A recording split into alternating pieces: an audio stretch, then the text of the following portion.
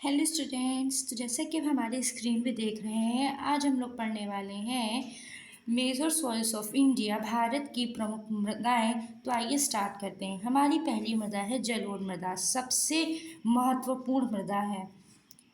ये कहाँ मिलती है?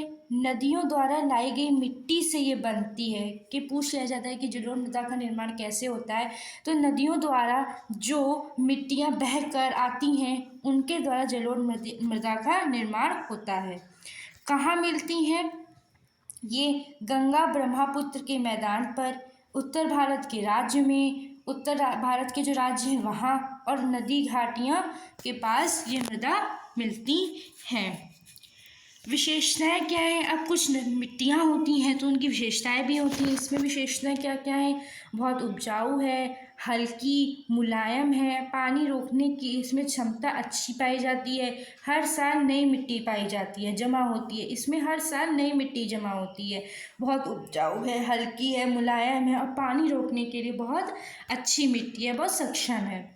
इस मृदा की प्रमुख फसलें कौन कौन सी हैं? मुख्य फसलें आप देख सकते हैं लिखी हुई हैं, तो गेहूँ, चावल, गन्ना, दालें, ये सब इस मृदा की प्रमुख फसलें हैं। जैसे पूछ लिया गेहूँ किसकी है, चावल किसकी है, गन्ना किसकी है, दालें, तो ये सब काहे की होंगी?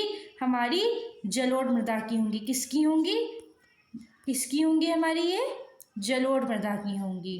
ठीक, तो ये थी हमारी जलोढ़ मृदा।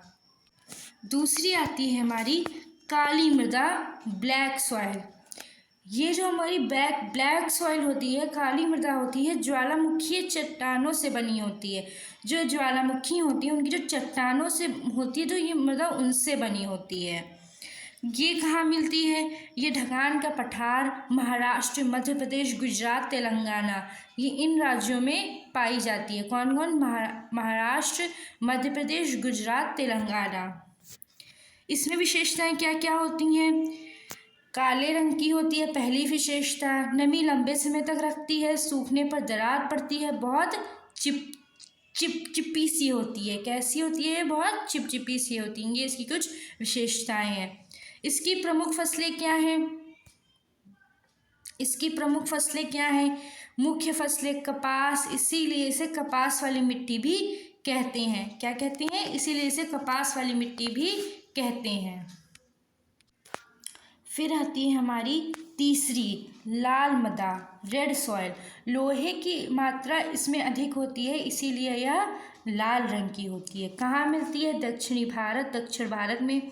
कौन कौन से राज्य में? तमिलनाडु, कर्नाटक, आंध्र प्रदेश, छत्तीसगढ़।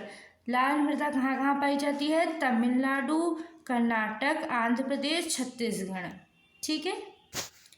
विशेषताएं, इसमें विशेषताएं क्या है? ये कम उपजाऊ होती है, पानी जल्दी निकल जाता है, खाद देने पर उपजा बढ़ती है। उपजा इसमें बढ़ती है जब इसमें खाद देने पर। इसकी मुख्य फसलें क्या हैं? बाजरा, मूंगफली, दालें, इसकी ये मुख्य फसलें हैं। नेक्स्ट आएगी हमारी मरुस्थलीय, डेजर्ट सॉइल, रेगिस्तानी मिट्टी। ये रेगिस्तान की मिट्टी होती है। कहाँ मिलती है? राजस्थान का थार मरुस्थल, शुष्क क्षेत्र में। इसकी विशेषताएं क्या है? रेतली है, रेतली होती हैं, पानी बहुत कम रोक पाती हैं, खनिज लवण अधिक है, कम उपजाऊ यह वाला मिट्टी भी होती है। फसलें, सिंचाई से बाजरा और ज्वार होता है। कौन सी फसलें? बाजरा और ज्वार। पांचवी और लास्ट हमारी है लैटराइट मृदा, लैटराइट सॉइल। अधिक वर्षा और गर्मी से बनती हैं। कहाँ मिलती हैं? पश्चिमी घाट, केरल, कर्नाटक, उड़ीसा, आसाम। इसकी विशेषताएं क्या है? लाल भूरी रंग की होती है, पोषक तत्व कम होता है, बारिश से उपजाऊ तत्व बह जाते हैं। इसकी प्रमुख फसलें कौन कौन सी हैं? चाय, कॉफ़ी, काजू, खाद देने पर ये सब फसलें होती हैं। तो ये थी हमारी लैटराइट मृदा। आज हम लोगों ने 5 तरीके की मृदाएं पढ़ी।